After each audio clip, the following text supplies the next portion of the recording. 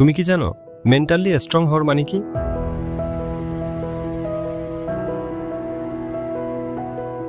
1914 সালে Thomas Alva এডিসনের ফ্যাক্টরিতে আগুন লেগে পুরো ফ্যাক্টরি জ্বলে পুড়ে বরবাদ হয়ে গিয়েছিল।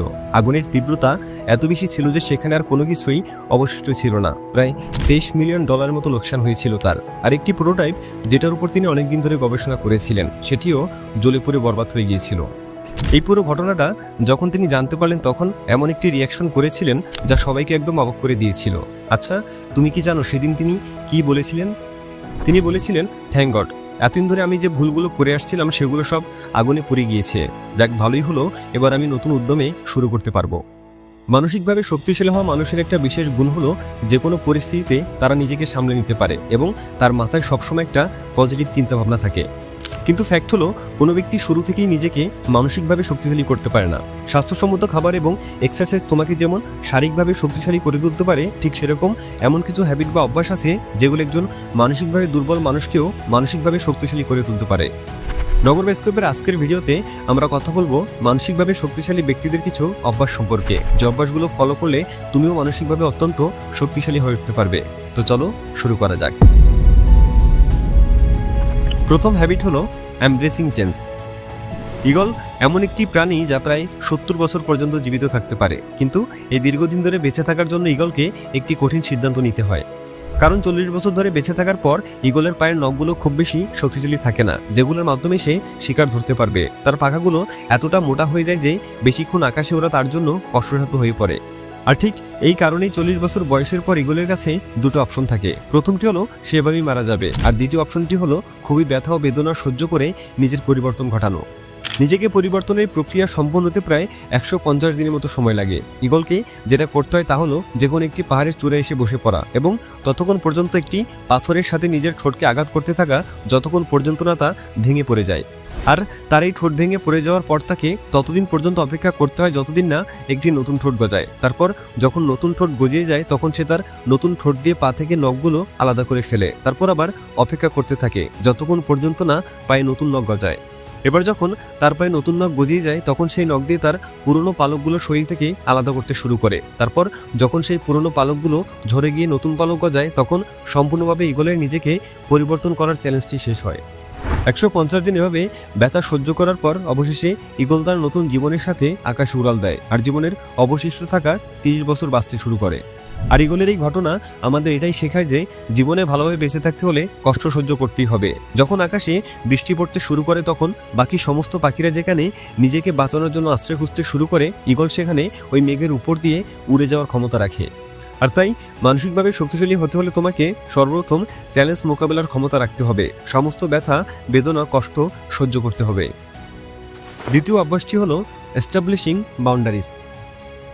একবার মনে করে দেখো তো, শেষবার কখনো তুমি এমন কোনো কাজ করেছিলে যে কাজের জন্য তোমার সারাদিনের সমস্ত শিডিউল সমস্ত প্ল্যান ভেস্তে গিয়েছিল, আর তারপর তোমার মনে হলো যদি সেই কাজে হাত না দিতে তাহলে তোমার সারাদিনের বাকি সমস্ত কাজগুলো মিস হতো না?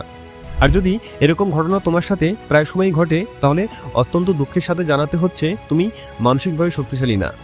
কারণ একজন মানসিকভাবে শক্তিশালী ব্যক্তির নিজের বাউন্ডারি লাইন বা সীমারেখা সম্পর্কে জানা থাকে। তার জানা থাকে কোন কাজের জন্য হ্যাঁ বলতে হবে আর কোন কাজের জন্য না, কখন কথা বলতে হবে আর কখন চুপ থাকতে হবে, কি খেতে হবে আর কি খাওয়া যাবে না। এই সমস্ত কিছু একজন মানসিকভাবে শক্তিশালী ব্যক্তির জানা থাকে। অর্থাৎ মানসিকভাবে শক্তিশালী একজন ব্যক্তি অনেক বেশি সিলেক্টিভ হয়। তৃতীয় অভ্যাসে আমরা কথা বলবো পাওয়ার অফ স্যাক্রিফাইস সম্পর্কে। হিউম্যান সাইকোলজি সম্পর্কে যারা খোঁজখবর রাখে তারা জানে যে স্যাক্রিফাইস মানুষকে স্থির করে, স্থিরতা মানুষকে শক্ত করে। একজন মানুষ যখন নিজেকে শক্ত করে তুলতে পারে তখন সে অনেক বেশি পাওয়ারফুল হয়। আর যখন কোনো ব্যক্তি পাওয়ারফুল হয়ে উঠতে পারে তখন সে তার উদ্দেশ্যটাও খুব ভালোভাবে বুঝে উঠতে পারে। এটার একটা উদাহরণ হতে পারে বিরাট কোহলি। 2016 সালে আমি একটা আর্টিকেল পড়েছিলাম যেখানে লেখা ছিল বিরাট কোহলি অনেক বেশি মাত্রায় খাওয়া দাওয়া করে। বিরিয়ানি, চিকেন রোল, কাবাব এই সমস্ত খাবার ছিল তার খুব বেশি পছন্দ। কিন্তু বর্তমানে সেই বিরাট কোহলির খাবারের তালিকা একদমই আলাদা। সেই খাবারে বিরিয়ানি কিংবা চিকেন রোল তো দূরের কথা, কফিতে চিনি পর্যন্ত নেই।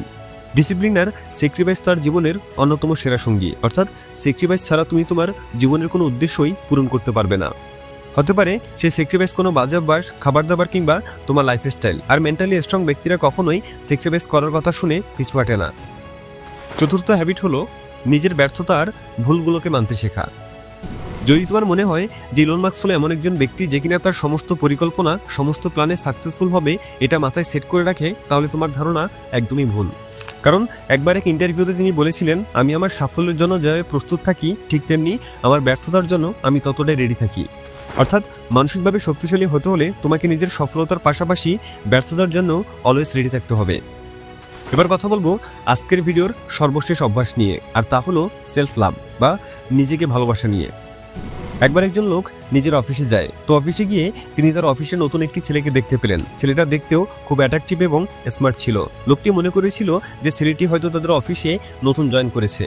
কিন্তু যখন সেই লোকটি অফিসের মিটিং রুমে গিয়ে পৌঁছালো তখন আবার তিনি ওই ছেলেটিকে দেখতে পেলেন। তারপর কোম্পানির অন্য আরেকজন লোক সবাইকে উদ্দেশ্য করে বলল, আজকের মিটিংয়ে তারা অন্য একটি কোম্পানির সিইওকে ইনভাইট করেছে, যিনি আজকে তাদের এই মিটিংয়ে অ্যাডভাইজার হিসেবে থাকবে। আর সেই অ্যাডভাইজার অন্য কেউ না, দেখতেও ওই ছেলেটাই ছিল তাদের অ্যাডভাইজার। মিটিং শেষে ছেলেটির সাথে ওই লোকটি কথা বলে জানতে পারে কাজের পাশাপাশি সে নিজেকে ফিট রাখতে যে সমস্ত কাজ করার দরকার সেই সমস্ত কাজ নিয়মিত করে। এই কাজগুলো ছাড়া ছেলেটি তার দিনই শুরু করতে পারে না, অর্থাৎ নিজেকে সময় দেওয়ার মাধ্যমে সে তার দিন শুরু করে।